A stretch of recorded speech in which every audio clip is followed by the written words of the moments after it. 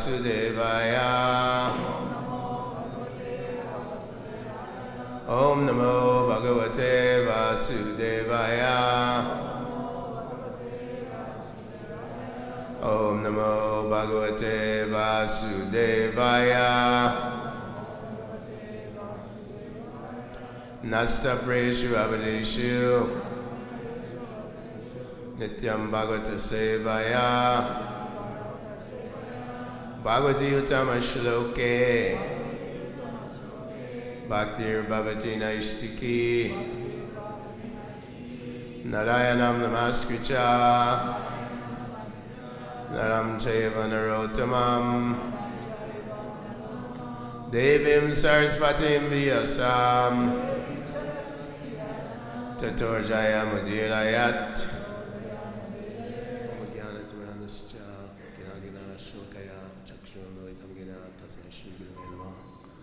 Hare Krishna. My name is Kripanidhi. I'm from Vancouver, Canada.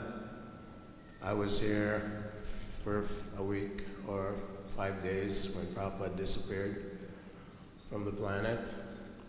So at the end of my class, if you'd like to hear some Srila Prabhupada Katha, I can stop early and we can relate a few nice stories the few months before Srila Prabhupada left the planet. Today's verse is 7.10.49.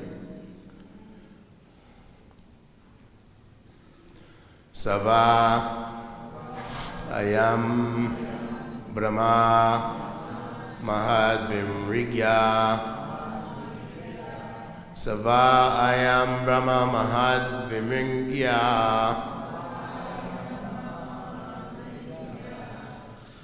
Kavalya nirvana sukhanubhutihi. Kaivalya nirvana sukhanubhutihi. Priya surid va kalu matuleya. Priya surid va kalu matuleya. Atmar haniyo vidikrit gurus cha. Atmar haniyo vidikrit gurus cha. Savayam brahma mahadvimrigya. Savayam brahma mahadvimrigya. Kaivalya nirvana sukhanubhutihi. Priya suridva kalumatuleya. Atmar haniyo vidikrit guruscha. Sava ayam brahma mahadvimrigya. Kaivalya nirvana sukhanubhutihi. Priya suridva kalumatuleya.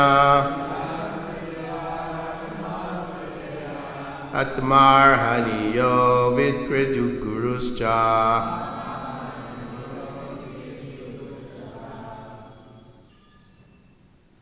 Saha, that Supreme Personality of Godhead, Krishna.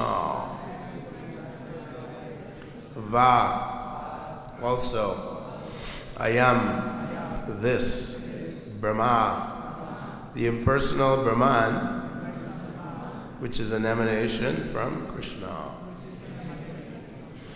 Mahat, by great personalities. Vimriga, search for.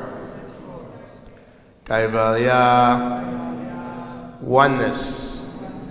Nirvana Sukha, of transcendental happiness. Anubhuti, the source of practical experience. Priya, very, very dear. Surit, well-wisher. Vaha, of you. Kalu, indeed. Matuleyaha, the son of a maternal uncle.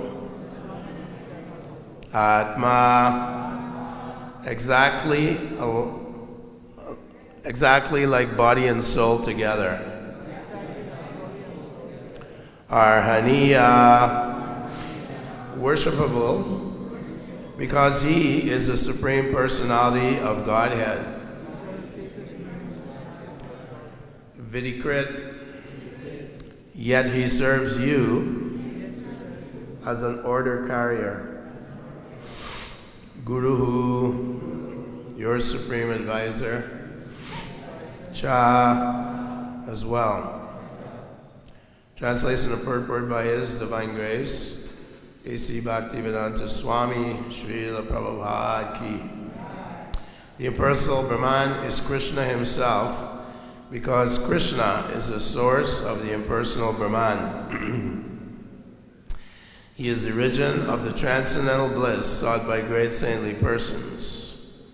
Yet he, the Supreme Person, is your most dear friend and constant well-wisher, and is intimately related to you as the son of your maternal uncle. Indeed, he is always like your body and soul. He is worshipable, yet he acts as your servant and sometimes as your spiritual master. Please repeat. The impersonal Brahman is Krishna himself, because Krishna is the source of the impersonal Brahman. He is the origin of the transcendental bliss sought by great saintly persons. Yet he, the Supreme Person, is your most dear friend and constant well-wisher, and is intimately related to you as the son of your maternal uncle. Indeed, he is always like your body and soul. He is worshipable, yet he acts as your servant, and sometimes as your spiritual master.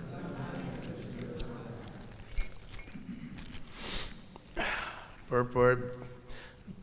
There is always a difference of opinion about the absolute truth. One class of transcendentalists concludes that the absolute truth is impersonal, and another class concludes that the absolute truth is a person. In Bhagavad Gita, the absolute truth is accepted as the Supreme Person. Indeed, that Supreme Person himself, Lord Krishna, instructs us in Bhagavad Gita, Brahmano hi pratishtaham and mataparataram nanyat. The impersonal Brahman is my partial manifestation, and there is no truth superior to me. That same Krishna, the Supreme Personality of Godhead, acted as the supreme friend and relative of the Pandavas, and sometimes he even acted as their servant by carrying a letter from the Pandavas to Dhritarashtra and Duryodhana. Because Krishna was the well-wisher of the Pandavas, he also acted as guru by becoming the spiritual master of Arjuna. Arjuna accepted Krishna as his spiritual master. Shishyasteham sadimam tvam prapanam. And Krishna sometimes chastised him. For example, the Lord said, Asochan anvasochas tvam pragyavadam shabasase. While speaking learned words, your mourning for what is not worthy of grief. The Lord also said, Kutas tva kashmalam, idam vishame samu pashtitam. My dear Arjuna, how have these impurities come upon you? Such was the intimate relationship between the Pandavas and Krishna. In the same way, a pure devotee of the Lord is always with Krishna through thick and thin. His way of life is Krishna. This is the statement of the authority of Sri Narada Muni. So Sri Narada Muni is speaking, of course, to Yudhishthira Maharaj. And he's relating the narration of Prahlad Maharaj, the best amongst exalted devotees, the son of Hiranyakashipu. And here he's saying that the impersonal Brahman is Krishna. Brahmano hi pratishtaham amritasya vyayasya cha shashvatasya cha dharmasya sukasya ikantitasya cha. He tells Arjuna, Brahmano hi pratishtaham. I am the pratishta, the foundation of the Brahman effulgence. Amritasya vyayasya cha. It is Amrita. It is immortal. And Sukasya Kantikasya cha. It is full of bliss. So, of course, he's establishing in the Bhagavad Gita, for those who want to worship the impersonal Brahman, Vedavyas himself tells us in the first canto,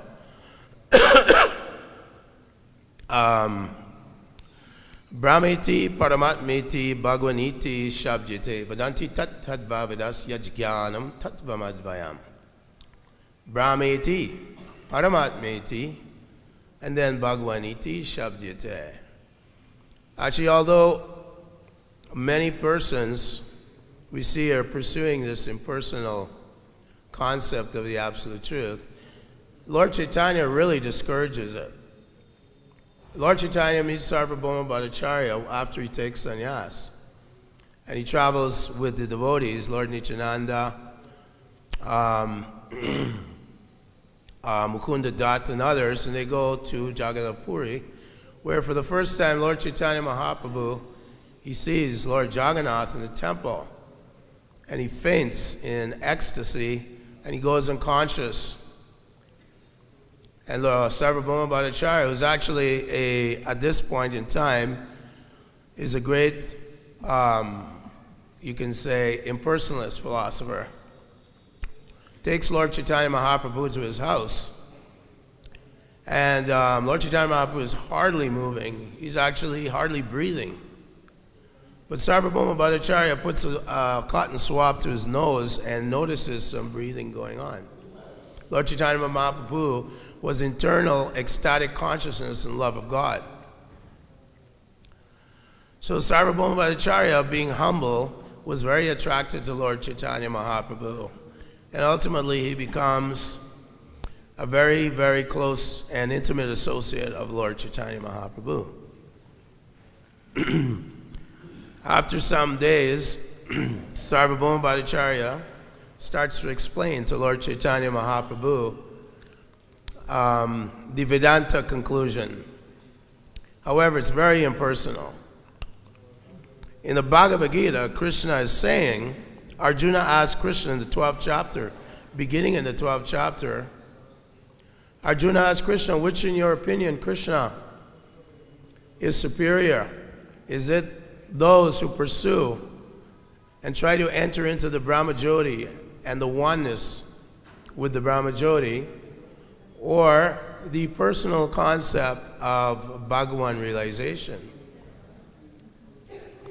And Krishna tells Arjuna, Maya Veshamanoye Mam Nitya Yukta Upasate Shraddhavan Parayopetas Teme Yuktatamo Mataha. Teme Yuktatamo Mataha. That means that the highest principle, Maya Veshamano Yemam, one who is always thinking of me. Shraddhavan Parayopetas, who has great faith in me and worships me with great faith, and always fixes his mind, Maya Vesha Manoyamam, Nitya Yukta, always thinking of me 24 hours a day. That is Raganuga Bhakti. There are two levels in regulative devotional service. There's the Vedic Bhakti, where the devotee comes to Krishna consciousness, and he follows strict rules and regulations. And under the guidance of the spiritual master, he gradually develops a release from the anarthas, the contaminations within the heart, subtle and gross. But furthermore, as he becomes more mature in his devotional service, he attains the second stage, which is called Raganuga. Attachment to the chanting of the holy name of the Lord. The holy name of the Lord, as we know, is non-different from Krishna himself. Tadvad visargo janatagla viplavo yasmin pratishokam avadavati api. Mahiya sampaja rajo bhishekam niskinchananam navrinita yavat. Unless, Prahlad Maharaj tells his father, unless one bathes, he takes abhishek. Mahiya sampada rajo bhishekam. One who has to bathe himself in the dust of the lotus feet of one who is free from all material desires. Then he can Krishna will reveal himself to that devotee. This is given by Prahlad to his father, who was very upset when he said this. So, the devotee of the Lord, as we see here, is always taking shelter of the Lord, Krishna. There are 6 symptoms of surrender. The first one is to always feel oneself very humble. The second one is to always see that Krishna is my master. The third one is to always expect that Krishna is going to protect me. Daiviyesha gunamaya mama maya durachaya. This material energy is very dangerous. Very, very dangerous. Mahatmanas tumam partha daivim prakritim ashritaha. Krishna says, my devotees take shelter in me. We take shelter in the lotus feet of Krishna. This is superior to those who want to, under their own endeavors, try to merge into the Brahma Jyoti of Lord Krishna. Here Srila Prabhupada is describing that the Pandavas, they were very, very close to Krishna and actually treated him as his friend. In fact, in the 11th chapter of Bhagavad Gita, Arjuna says, Krishna, please show me your universal form. I'd like to see your form. Krishna is Bhaktavatsalya, the one who is devotee. He's a possession of his devotees. Krishna is purchased only by pure, unalloyed devotional service. Bhaktistu ananyaya, ananyana. Jai Shri Shri Gaurnitai Krishna Balaram Radha Shyamsundar Ji Ki. So the Pandavas, they were very close to Krishna, but actually Krishna reveals and it demonstrates to Arjuna in the 11th chapter that all the cosmic manifestation lies within him. And he says, Kalosmi, I am time, and I am devouring this entire world at my will. So Arjuna became very fearful. His hair was standing on end.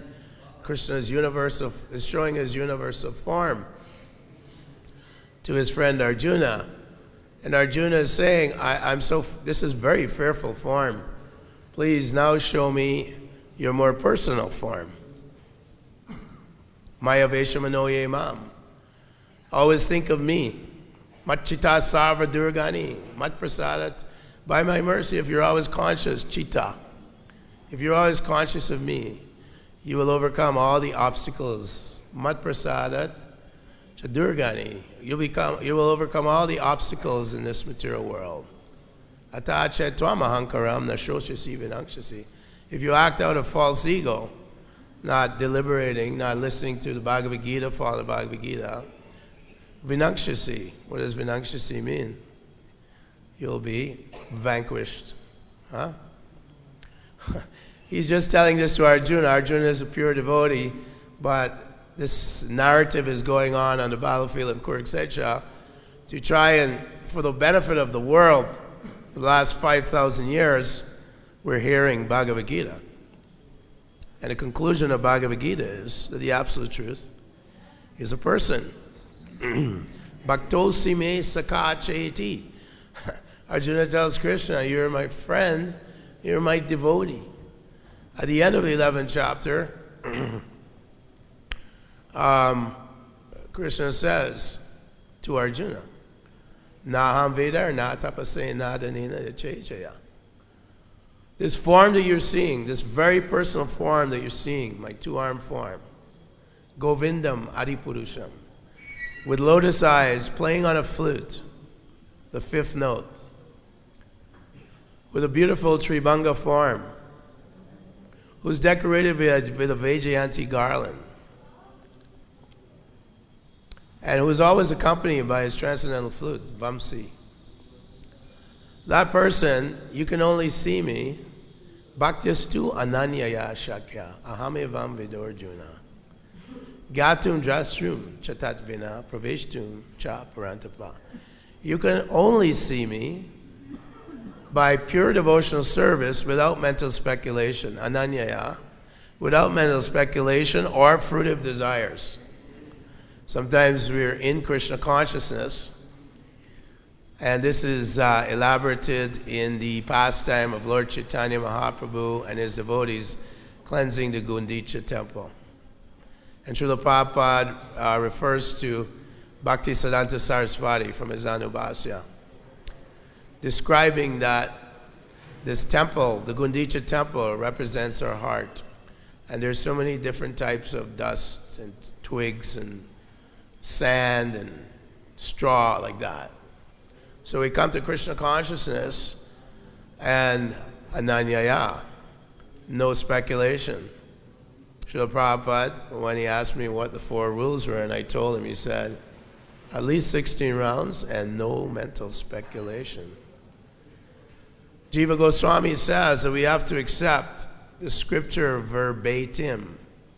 So when Krishna says, my dear Arjuna, here I am in person, and you're looking at me, I'm the Supreme Personality of Godhead, and you can only understand me through pure, unalloyed, unmotivated, uncontaminated devotional service. And we have to understand, we have to keep beating our minds. We have to keep practicing sadhana bhakti to come to a stage of attachment to the Lord. Queen Kunti,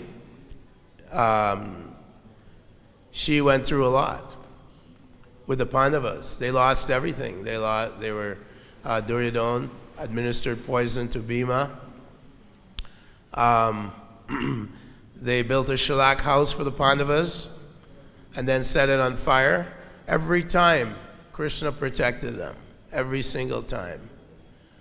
So Queen Kunti and the Pandavas, her sons, went through great trials and tribulations. Vipadat shantu tashachrat tacha jagat guru bhavato darshanam yatsyat apunar bhava darshanam. She says, I wish that these calamities would come again and again, because then I will see you again and again, and thus I'll stop the repetition of birth and death. Janma mrityu jiravyadi dukkha doshanu darshanam. Krishna says knowledge is that one who sees the evil of birth, death, old age, and disease. Dukkha doshanu darshanam. So the Pandavas didn't just, because they're devotees of Krishna, did not have a nice, easy life. Devotees, as Srila Prabhupada used to say, devotional service is not easy. It is not easy. It is very difficult. And Krishna, there are so many trials. Maya will try to infiltrate our minds. The mind is the enemy of the beginner devotee. Arjuna himself said in the 6th chapter that the mind, bandhuratmatmanastasya yenatmaya atmana jitaha, Ashamshaya Mahabaho Manu Durni Grahachalam. Arjuna is saying, Chanchala Himana Krishna. Pramati Balavadridam. He says, when my mind is full of chanchala, it is always flickering, it is always hankering and lamenting. It is very strong and very stubborn. Even in devotional service, our mind, unless we beat it with sticks, by performing sadhana bhakti, the austerities of simple living, waking up at 3:30 in the morning, performing sadhana. This will give us strength to continue in devotional service. Once we do that, we may become proud that, oh, I'm such a good devotee. These are subtler contaminations of the mind, as Bhakti Siddhanta, Srila Prabhupada quotes Bhakti Siddhanta in the cleansing of the Gucha Mandir, where in the purport Prabhupada says, there are various tiny little contaminations within the mind and the heart of the devotee that he has to clean out. Lord Chaitanya very rigorously had his devotees sweeping the Gundicha Mandir, inside, outside, all the roadways coming to the Gundicha Mandir. He was preparing for Lord Jagannath to come there. Kutinati. Bhaktisiddhanta said, Kutinati, fault finding. The mind is always, has a tendency to fault find in the neophyte stage. If we fault find, we're committing the hati offense, the hati aparad. What is a hati aparad? Blaspheming devotee of the Lord in your mind, not necessarily verbal. Blaspheming devotees of the Lord who've dedicated their lives to the propagation of the holy name. All the devotees that are under the lotus feet of Srila Prabhupada, our business is to propagate this message throughout the world and deliver the fallen souls who are on the royal road to hell. That's described by, in the 5th canto, it's described the hellish planets. 24 hellish planets. Trivedam Narakasedam Dwaram Nashnam Atmana Kama Krodha Tatalobas. The gateways leading to hell, Rishabhadev says. Mahatsevam Dwarma Hurvi Muktes Tamur Dwaram Yoshita Shangi Shangam. We want to take shelter of the Mahatmas. That means approaching all devotees, whether they're new devotees, old devotees, middle devotees, with a humble state of mind. Chaitanya Mahaprabhu said, string this verse on the mala of the holy name. Trinadapi sunechana, todor api sahishnuna, amanina manadena. Amanina manadena. Always feeling oneself lower than the straw on the street. Always offering respects to all the Vaishnavas and everyone, even those who are not Vaishnavas, but never expecting any respect in return. That's the other contamination in the heart, prayaschita. Prayaschita means I want some social prestige, I want some following, I have a big ahankar, I have to feed it. Another contamination in the heart. If we want the Lord to enter into our hearts, we have to beat this mind, this false ego. The mind is accompanied by the false ego. Asham Shaya Mahabaho Manu Durni Graham Chalam. Manu Durni Graham. The mind is always pushing.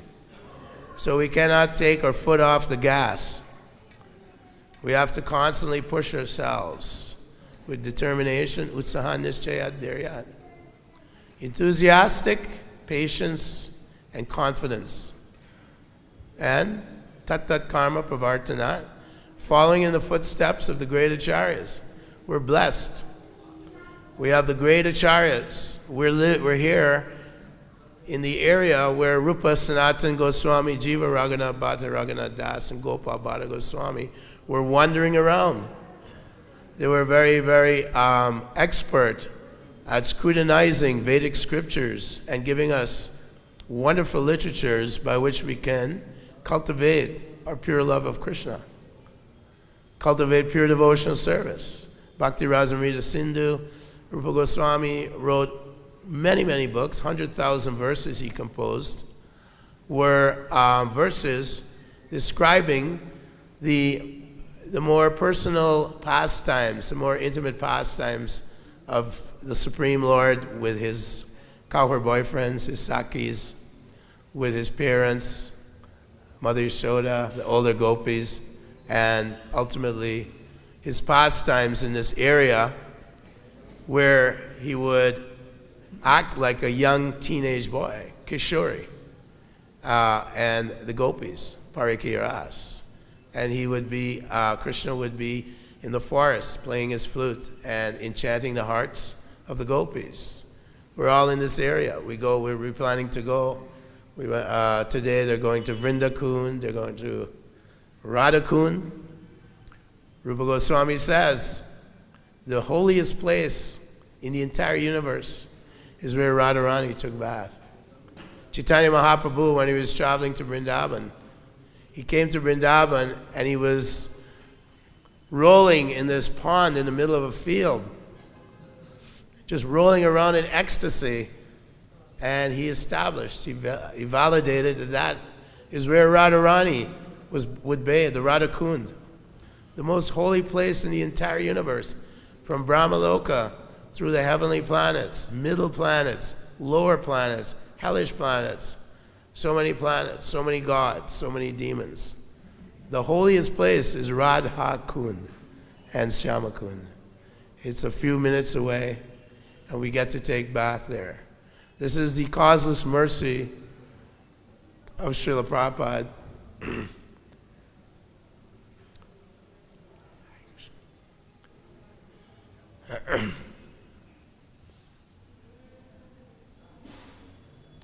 Hare Krishna.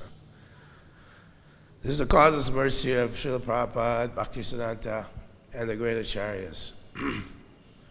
Rupa Goswami, Sanatana Goswami, they were empowered by Chaitanya Mahaprabhu to give us this wonderful nectar, instructions on how to become devotees of the Lord and continue. So at the time of death, we remember the Supreme Lord and go back to the spiritual abode. And as it's mentioned here, Krishna was Bhaktavatsalya. He was serving the Pandavas as their friend. And Arjuna is saying, I treated you as a friend. I treated you as I was so familiar with you. And now I see, Param Brahm, Param Dham, Pavitram Paramam Bhavam, Purusham Shashvatam Devyam, Adi Devana Jam Vibhum. There's a nutshell. Arjuna is describing in a nutshell who this cowherd boy is. Param Brahm, Param Dham, Pavitram. Pavitram means the supreme pure, the supreme absolute truth. Param Brahm, Param Dham, the supreme shelter. Purusham Shashvatam, the supreme person, the original person, Govindam Adi Purusham. We hear Yamuna singing it every day throughout the whole planet.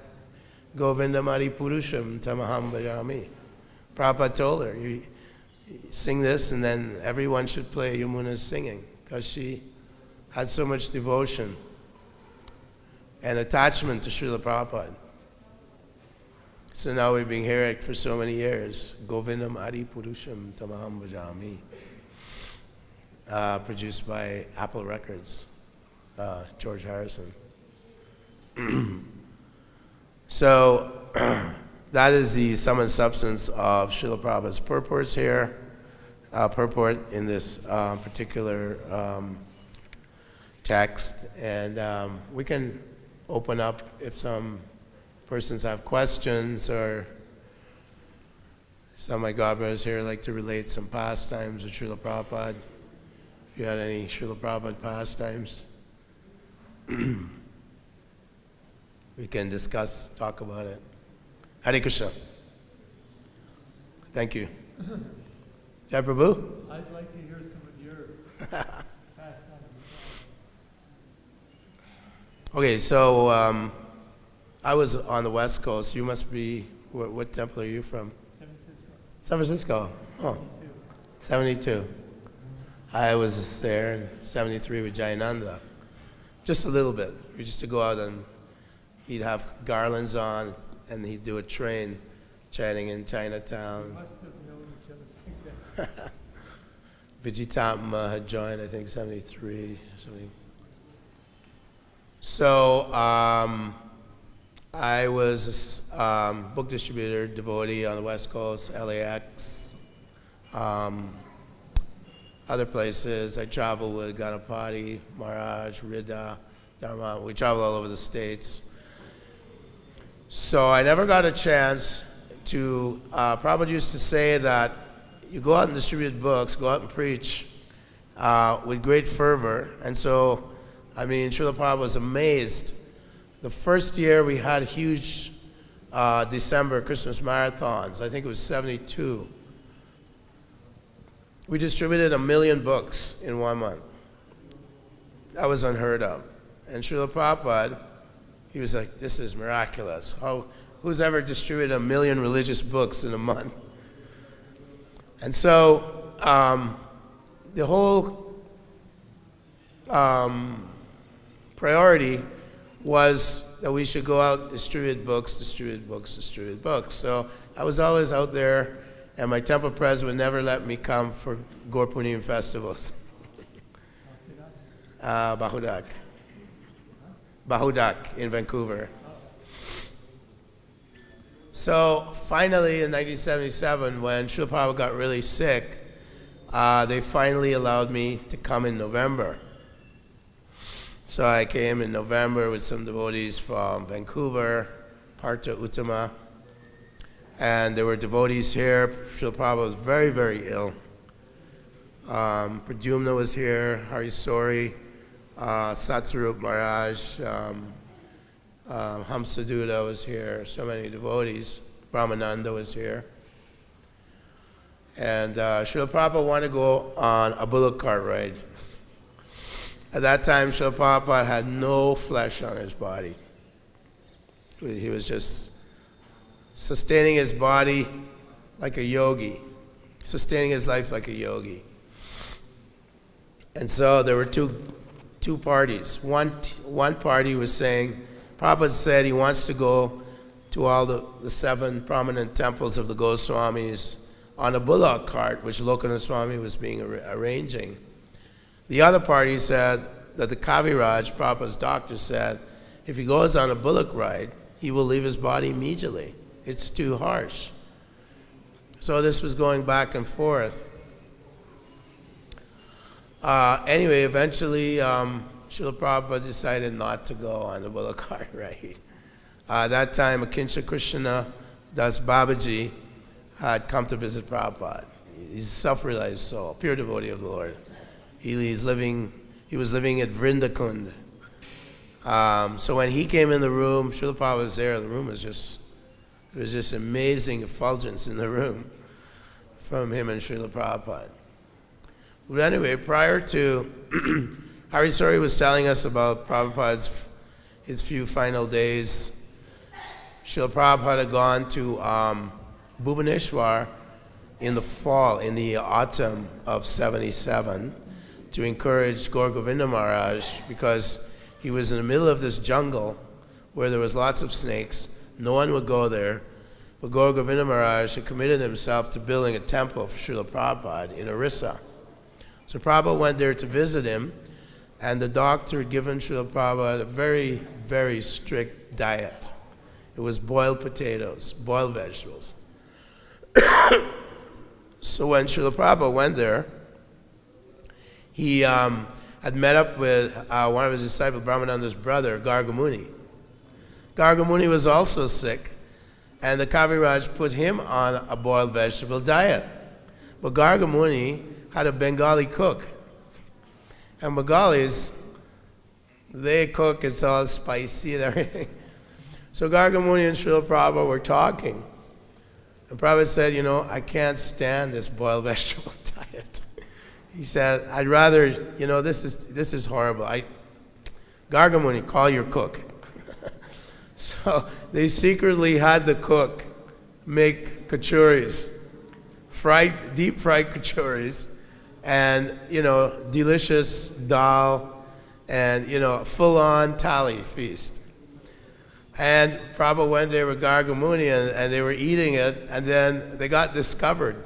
Tamal Krishna Maharaj, he busted them, basically. And he said, Prabhupada, you're not supposed to eat it. What are you doing? You can't digest, Prabhupada said, myself and Gargamuni, we'd rather die than eat boiled vegetables. So actually, Prabhupada, although the Kaviraj said he's not going to digest, he completely digested everything. It was like a mystic thing. And so that was prior to him going to Hardwar Rishikesh. He went to Hardwar Rishikesh. He was feeling a little better. But then his health deteriorated, and he came to Vrindavan. And devotees were called from around the world. Devotees were chanting in every temple. And I was under Jagadish. Jagadish was my GBC. You know Jagadish? Jagadish? Yeah. And anyway, we were having lunch. There was a lunch room right out here. We take prasadam out here. Behind here was Raman Reti. There was a Krishna Balaram tree, and you just walk to the Goshala or walk to the Yamuna and take bath. I was 77. Now you can't even find the Yamuna. But the Kaviraj, he told us on November 14th, we're having prasad, and he said, Prabhupada's going to leave the planet around 7:30, just by feeling Prabhupada's pulse. That morning I'd gone into Prabhupada's room at 2:30. I got up early, and we were chanting for Srila Prabhupada. Bhardraj was there, Jayadvaita, and Bhakti True Maharajas were serving Srila Prabhupada some drops of orange juice. Srila Prabhupada, right up to that day, had been translating the 10th Canto, 3rd volume, about Krishna's pastimes in Vrindavan as a Poganda in his Poganda period, 6 years to 10. And Kamsa was, of course, Prabhupada was writing about Kamsa and so on. And then in his purport, you can read it, he's saying, so the world is filled with Kamsa-like men. And Krishna is a source of both knowledge and forgetfulness. So forgetfulness is basically atheism. And because of the atheism, they're very proud of their nuclear weapons.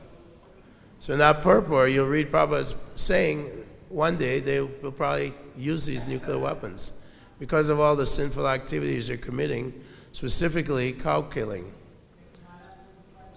So he was speaking in the dictaphone. There's a picture of it in Srila Prabhupada's quarters. Jayadvaita was holding the dictaphone and recording right up to practically up to his last day. Srila Prabhupada was still recording Srimad Bhagavatam 10th Canto.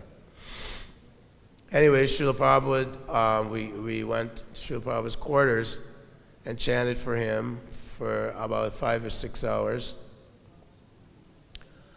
We're all crowded around him. Yadobar was filming it. And of course, Prabhupada told us, don't think this won't happen to you. I mean, he was 82, he'd had heart attacks in New York, heart attacks on the Jaladuta. So anyway, Srila Prabhupada chanted Hare Krishna, went back to the spiritual world. Then, totally in ecstasy with Lord Krishna right now, in Vrindavan, Goloka Vrindavan. But Jagadisha, he came up and he was organizing the digging of Srila Prabhupada's Samadhi. It was sandy, so it wasn't very hard to dig. So it started off with about 20 devotees digging. By midnight, there was two devotees left, 2 brahmacharis, Abhinanda from Seattle and myself. And we got the wonderful service of finishing the digging of Srila Prabhupada's Samadhi. right up until 6 o'clock. We were young brahmacharis. I was 26 years old. Abhinanda was, do you know Abhinanda? From Seattle, book distributor. I don't know where he is now. You know? He's in San Diego? Oh, nice. How's he doing?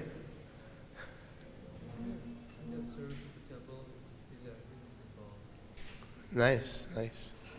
I know he was in Gujarat for a while, right after Prabhupada left, in Gujarat, in the late 70s. Anyway, so that was our service under a person called Jagadish GBC.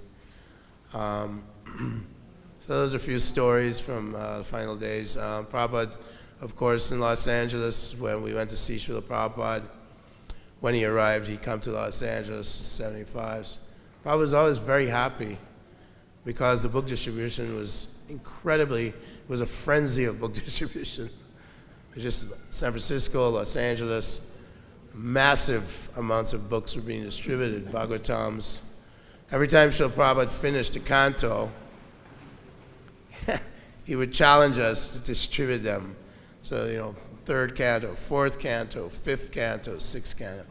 But Srila Prabhupada was obviously very, very happy when he came to America in the mid-70s. It was a very powerful time. And Srila Prabhupada, I remember him giving a class one day. Is it time to stop? 9 o'clock? I'll just finish this quick story. Srila Prabhupada was sitting on the Vyasa in LA, Los Angeles, and he said, Bhaktivinoda Thakur says that intelligence is far more powerful than raw, strength.